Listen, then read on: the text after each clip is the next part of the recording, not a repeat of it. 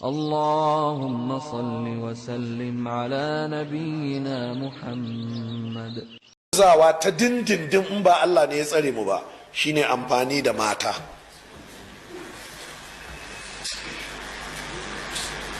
Amfani da mata ko ina, a fagen siyasa, a fagen ilimi, a fagen talla, kasuwanci, a fagen ko ina, amfani da mata. Ka dubi 'yan drama nan yanzu yadda ake yaudarar su. Shekarun baya suna cewa wayar da mutane kai suke yi, yanzu su da kansu sun tabbatar da su kansu 'yan iska ne, don ba wadda za ta zo ta ce ta zo wayar da kai, saboda irin iskancin da suke yi. Bayan shekaru kuma fa sai a jefar da ita gefe guda, saboda ta tsufa, don ba ita ce 'yar autan mata ba, wata ta taso yanzu kuma ita ce ake yaudara. Ina daraktan fim, ina producer. Da kin yi sallama sai a ce a ki shigo mana ke, a'a ya za ki sai kin yi sallama nan ki shigo mana. Yanzu bayan shekara 8 an gama da ke, shikenan wasu sun taso sai zo da Allah hajiya kin matsa mana muna cikin aiki. A Alhaji baka gane ni ba, ni ce wancan fa. Ice to kina ganin ana aiki, kin san aikin nan ba baki sani ba, ki fita ki jira a can, muna zuwa da Allah. Da Allah yi wa yaran nan magana su shigo. Haka yake faruwa. A lokacin za ta ce za ta yi nadama, a lokacin za ta yi nadama. Wata ta zo wurina shekaru 10 da suka wuce, su ake yaudara da can ana drama da su, saboda zafin kai. Tun da take ba ta taba auren musulmi ba, saboda lokacin suna ziga ta kanta ya waye, ta aure ta auri kirista, suka bata ya kwashe 'ya'yan, ya zuba su cikin addinin christianity, ya mai da su suka zama devoted christians, suka dukufa a cikin addinin christianity. Bahaushe ya ce put bakanwa.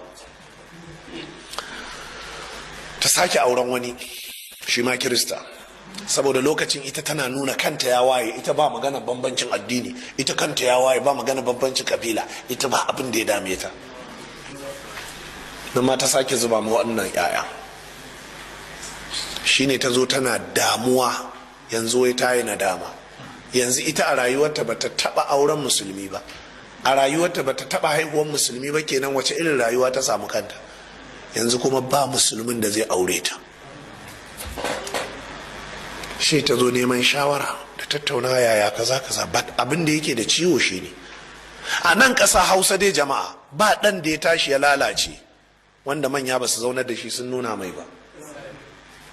A nan ƙasa Hausa duk wanda kuka gan shi ya lalace, to an samu dattawa ko malamai ko iyaye sun zaunar da shi sun nuna mai. Amma a lokacin sai yana jin a'a, shi ya san, he knows his ways, ya san yadda zai kakkauce duk hadarin da ake hange.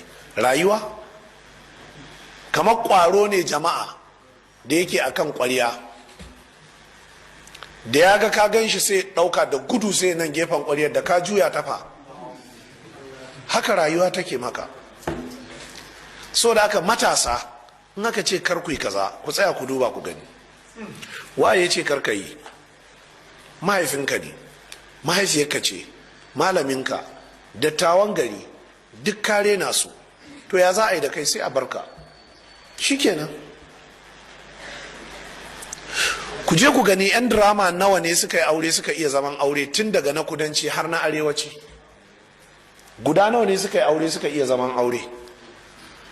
Duk wadda ka ganta ka aure ta saboda kaga ta yi wata kisisi na, ta yi wani ado, ta yi wani kaza, in ta zo gidanka irin wannan za ta shirya ma, bayan lokaci ta tarwatsa gidan naka, shikenan ya bugo ta, shikenan wata sai ta ce ai dai ta ma taɓa yin auren, shikenan wasu ma ba su taɓa yi ba.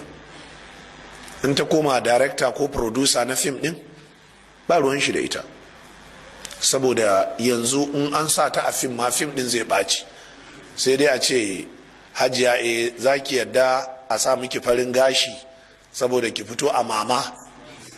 Sai ta ce a darakta ni din kuma ce a to ai hajiya yanzu ki duba 'yan shekara 16 ke shekara ki 30, kuma in muka sa ki ake ce ai za mu yi asara kuɗin mu, ba za a siya ba. Kuɗi ake nema da ke dama kawai. Wallahi ku yi a hankali. da haka duk ɗan da ya tashi a arewa ko yadda ta tashi a arewa, mu 'ya'yan dattawa ne kuma mu 'ya'yan malamai ne. Ba a ganin mutum ya lalace a anguwa wallahi a sa mishi ido.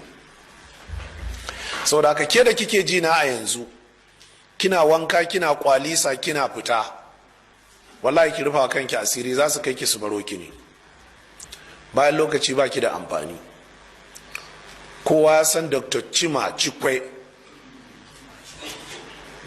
wannan tsohuwar ministan man fetur ta zamanin suwana da suwane, ana ta bata ministerial appointment saboda ga ta 'yar boko, ga ta doguwa, ga ta fara, ga dogon hanci, ga shi ta iya turanci, in ta sa tabarau kyau ta kara fitowa, abubuwa komi na ta 10 da 10.